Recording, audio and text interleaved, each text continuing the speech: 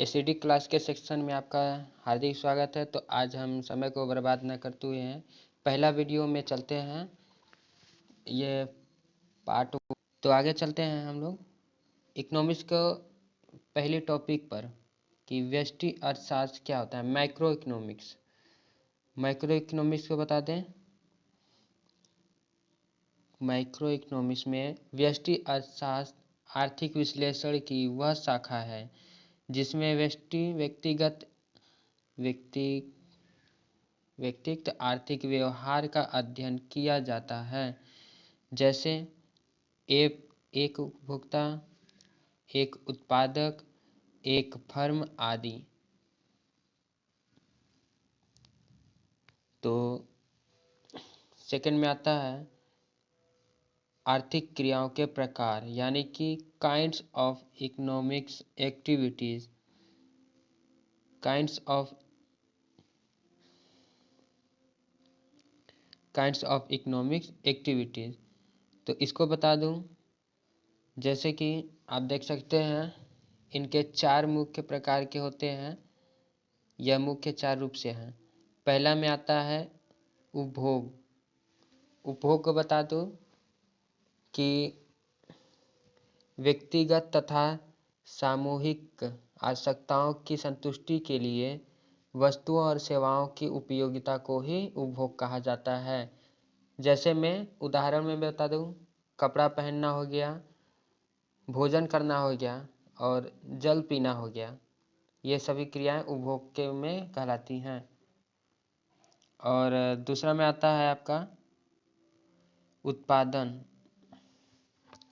उत्पादन का क्या है, जिसका संबंध वस्तुओं और सेवाओं की उपयोगिता यानी उनकी, दूसरे शब्द में बोले, मूल्य में वृद्धि से है। वही वस्तु का मूल्य सृजन ही उत्पादन कहलाता है। तीसरा में आता है विनिमय का क्या अर्थ है दोस्तों, जैसे कि साधन का क्रय और विक्रय। वस्तु में साधन का क्रय विक्रय किया जाता है। यह क्रिया वस्तु की अदला बदली यानी कि मुद्रा के माध्यम से ही किया जाता है। विनिमय की इस क्रिया को कीमत निर्धारण भी कहते हैं और इन्हें मुख्य 2 रूप से बांटा गया है, जैसे कि आप नीचे देख सकते हैं। इन्हें वस्तु कीमत निर्धारण पहला हो गया और दूसरा हो गया साधन कीमत निर्धारण। दोनों को बताऊंगा, तो चलिए देखते हैं। जैसे कि आप देख सकते हैं वस्तु कीमत निर्धारण में बाजार के विभिन्न दशाओं में वस्तु की कीमत पर निर्धारण किया जाता है, उसे ही आप वस्तु निर्धारण माने जा सकते हैं। सेकंड में आता है साधन कीमत निर्धारण, यानी कि उत्पादन के विभिन्न साधनों पर कीमत निर्धारण किया जाता है।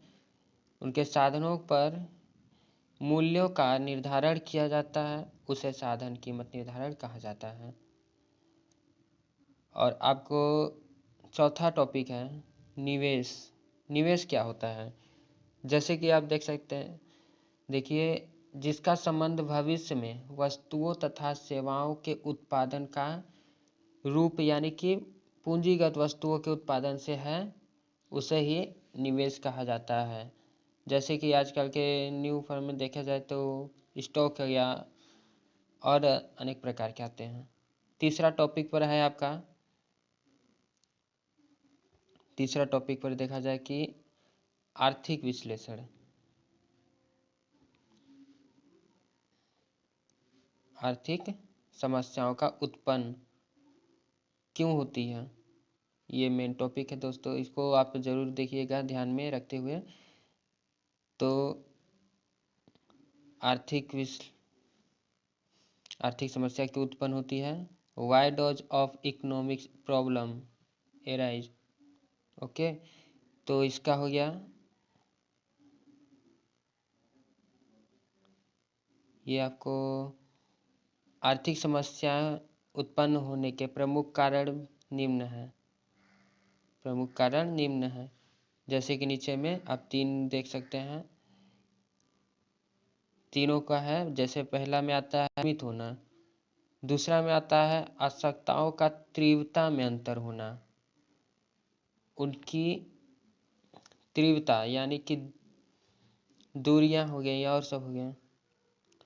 थर्ड में आता है साधन कीमत का दुर्लभ होना यानी नाजुक होना। नीचे में आप देख सकते हैं, सॉरी दुर्लभ के बाद था। चौथा आता है साधन के वैकल्पिक प्रयोगों का होना, साधन के वैकल्पिक प्रयोगों का होना। चौथे में आ जाता है, और सबसे इम्पोर्टेंट दोस्तों कि अगर आपको वीडियो अच्छा लगे तो आप सब्सक्राइब कीजिए, बेल आइकन को दबा के ऑल नोटिफिकेशन को क्लिक कीजिए और कमेंट में बताइए कि वीडियो कैसा लगा। तो आगे चलते हैं टॉपिक पर। व्यष्टि अर्थशास्त्र का क्षेत्र अथवा शाखाएं यानी स्कोप ऑफ ब्रांचेस, स्कोप और branches of micro economics. Micro economics में क्या आता है कि व्यष्टि अर्थशास्त्र, ये थोड़ा सा मिस्टेक हो गया दोस्तों, इसको सुधार ले देंगे। व्यष्टि अर्थशास्त्र के क्षेत्र में निम्नलिखित 3 सिद्धांतों का सम्मिलित किया गया है, जैसे कि आप देख सकते हैं तीनों हैं। पहला आता है वस्तु कीमत निर्धारण का सिद्धांत, theory of product pricing pressing, okay. और सेकेंड में है साधन कीमत निर्धारण सिद्धांत। तीसरा है आर्थिक कल्याण का सिद्धांत, ओके। ये 3 हो गए। और नेक्स्ट टॉपिक आता है, पांचवा है व्यष्टि अर्थशास्त्र की सीमाएं। व्यष्टि अर्थशास्त्र की सीमाएं, लिमिटेशन ऑफ माइक्रो इकोनॉमिक्स। ये क्या होता है दोस्तों?